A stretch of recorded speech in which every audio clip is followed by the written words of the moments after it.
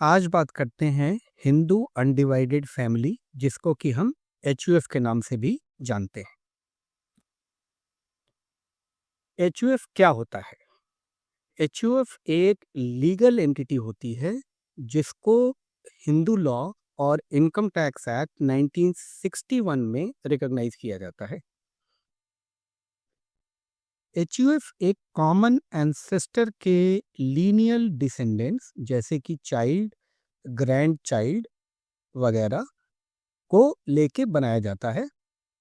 उसके अलावा उनके स्पाउसेस भी इसमें इंक्लूड किए जा सकते हैं। एचयूएफ मेनली हिंदूज के लिए होता है, लेकिन जैन्स, बुद्धिस्ट और सिख्स भी एचयूएफ फॉर्म कर सकते हैं। टैक्स पर्पसेस के लिए एचयूएफ एक सेपरेट एंटिटी की तरह ट्रीट होता है, जो कि इसके मेंबर्स से अलग होती है। आइए एचयूएफ के स्ट्रक्चर के बारे में जानते हैं। सबसे पहले कर्ता कर्ता हेड ऑफ द फैमिली होता है, जो एचयूएफ के अफेयर्स को मैनेज करता है। ट्रेडिशनली एचयूएफ का एल्डेस्ट मेल मेंबर कर्ता बनाया जाता है। हालांकि Hindu succession act amendment of 2005 के हिसाब से फीमेल्स भी कर्ता हो सकती हैं। दूसरा है को पार्टनर्स वो फैमिली मेंबर्स होते हैं जो एचयूएफ में शेयर के लिए एंटाइटल्ड होते हैं, और ये बाई बर्थ होते हैं। सभी मेल और फीमेल डिसेंडेंट्स जो फैमिली के होते हैं वो को पार्टनर्स हो सकते हैं। और तीसरा होता है मेंबर्स। जो फैमिली मेंबर्स एचयूएफ का पार्ट हैं बट जिनके पास को पार्टनरी राइट नहीं होते, यानी कि जो एक शेयर के लिए एंटाइटल्ड नहीं होते हैं, वो लोग मेंबर्स कहलाते हैं। जैसे कि कर्ता की स्पाउस या daughter in law family member होते हैं, को पार्टनर नहीं होते। एचयूएफ के की बेनिफिट्स क्या हैं, इनके बारे में जानते हैं। सबसे इंपॉर्टेंट और बड़ा बेनिफिट होता है टैक्स बेनिफिट, क्योंकि एचयूएफ का एक सेपरेट पैन होता है और एचयूएफ के रिटर्न्स हर साल इंडिपेंडेंटली फाइल होते हैं, सेपरेट फ्रॉम इट्स मेंबर्स। तो किसी इंडिविजुअल टैक्स पेयर की तरह एचयूएफ भी टैक्स डिडक्शंस के लिए एलिजिबल होता है। अगर एचयूएफ के नाम पे एंसेस्ट्रल प्रॉपर्टी या फैमिली बिजनेस या इन्वेस्टमेंट्स हैं, वो सभी कुछ एचयूएफ के अंदर टैक्स होंगे, और इसकी वजह से एचयूएफ के मेंबर्स पे टैक्स बर्डन कम हो जाएगा।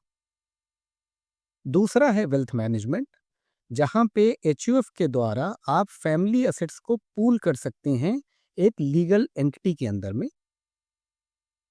साथ ही साथ सक्सेशन प्लानिंग और सेंट्रलाइज्ड मैनेजमेंट ऑफ एसेट्स में हेल्प करता है। तीसरा है बिजनेस बेनिफिट, जहां पे एचयूएफ एक फैमिली बिजनेस को ऑपरेट कर सकता है, जिससे कि मैनेजमेंट इजी होता है और कोई भी लायबिलिटी फैमिली मेंबर्स में शेयर होती है। एचयूएफ को कौन बना सकता है? तो जैसा हमने पहले बात की, कोई भी हिंदू, जैन, बुद्धिस्ट या सिख फैमिली एचयूएफ बना सकती है। फैमिली में कम से कम 2 मेंबर्स होने चाहिए। हालांकि यहाँ पे ध्यान देने वाली बात यह है कि एचयूएफ के टैक्सेशन के लिए मिनिमम 2 को पार्टनर्स जरूरी हैं, खाली 2 मेंबर्स होने जरूरी नहीं है। टिपिकली एचयूएफ मैरिज के बाद बनाया जाता है, जिसमें कि हस्बैंड, वाइफ और उनके बच्चे शामिल होते हैं। इसकी की रिक्वायरमेंट क्या है? पहली, एक कॉमन एंसेस्टर होना चाहिए, और दूसरा एंसेस्ट्रल प्रॉपर्टी या असेट्स होने चाहिए जिनको लेके आप एचयूएफ बना सकते हैं। एज एन एग्जाम्पल, आपके कोई भी एंसेस्टर जैसे कि ग्रैंडफादर, फादर, मदर इत्यादि एक सीड अमाउंट आपको गिफ्ट कर सकते हैं आपके एचयूएफ को, और इसके थ्रू एचयूएफ शुरू किया जा सकता है। इसमें ध्यान देने वाली बात यह है कि जब भी ऐसा कोई अमाउंट गिफ्ट किया जाए तो एक गिफ्ट डीड बना लेनी चाहिए। आइए एचयूएफ के सेटअप की प्रोसेस को जानते हैं। सबसे पहला स्टेप है एचयूएफ की डीड बनाना, जिसमें कि कर्ता, मेंबर्स और एचयूएफ का पर्पस डिफाइन किया जाता है। दूसरा स्टेप है एक पैन के लिए अप्लाई करना। एचयूएफ को एक अलग पैन कार्ड चाहिए होता है इनकम टैक्स रिटर्न फाइलिंग के लिए।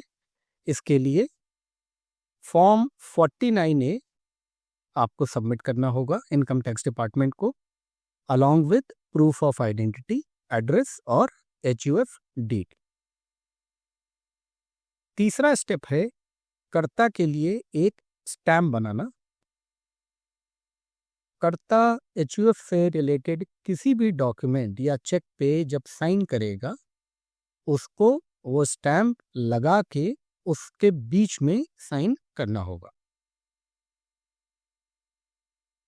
चौथा, बैंक अकाउंट खोलना।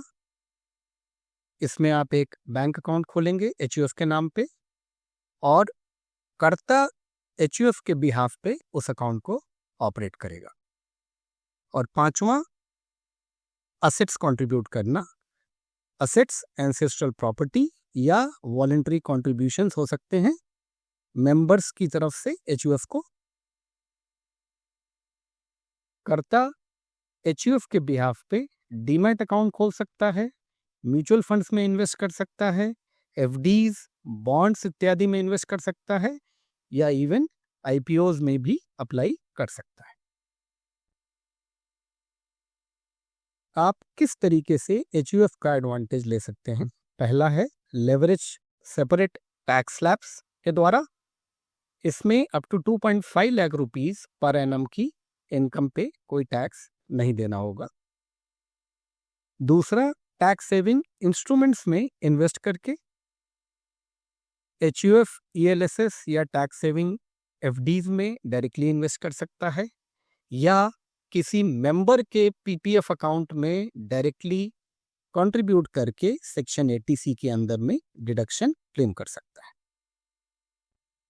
तीसरा है इनकम डाइवर्सिफिकेशन, जहां पे आप फैमिली इनकम को, जैसे कि रेंट या बिजनेस इनकम, उसको एचयूएफ के थ्रू चैनलाइज करके टैक्सेबल इनकम को स्प्लिट कर सकते हैं। चौथा है डिडक्शंस क्लेम करके, जहां पे मेडिकल इंश्योरेंस प्रीमियम जो एचयूएफ मेंबर्स के लिए दिया जाएगा, उसमें आप डिडक्शंस क्लेम कर सकते हैं सेक्शन 80D में। और पांचवा है गिफ्टिंग और लोन्स, जहां पे आप टैक्स एग्जेम्प्ट गिफ्ट्स को या मेंबर्स के द्वारा लोन को एक्सेप्ट करके एचयूएफ का कॉर्पस बढ़ा सकते हैं। आइए कंक्लूड करते हैं। एचयूएफ फैमिली वेल्थ को एक स्ट्रक्चर्ड तरीके से मैनेज करने का तरीका है, जहां पे आप टैक्सेस को भी ऑप्टिमाइज कर सकते हैं और साथ साथ फैमिली यूनिटी को प्रमोट कर सकते हैं। एचयूएफ टैक्स प्लानिंग और वेल्थ मैनेजमेंट के लिए एक एक्सेलेंट टूल है, लेकिन आपकी फैमिली के फाइनेंशियल गोल्स के हिसाब से इसकी लॉन्ग टर्म सूटेबिलिटी असेस करना जरूरी है। इसके साथ साथ ये भी जानना जरूरी है कि अगर एचयूएफ को आगे डिसॉल्व करना पड़े, उस समय आपका अप्रोच क्या होगा, क्योंकि एचयूएफ को डिसॉल्व केवल पार्टीशन के द्वारा किया जा सकता है, सारे मेंबर्स के कंसेंसस के बाद। ये जरूरी है कि फैमिलीज टैक्स एक्सपर्ट या लीगल एडवाइजर से कंसल्ट करें एचयूएफ सेटअप करने के पहले और उसके बाद में उसको इफेक्टिवली मैनेज करने के लिए। अगर आपको आज का कंटेंट अच्छा लगा तो लाइक करें, शेयर करें, सब्सक्राइब करें। Thank you.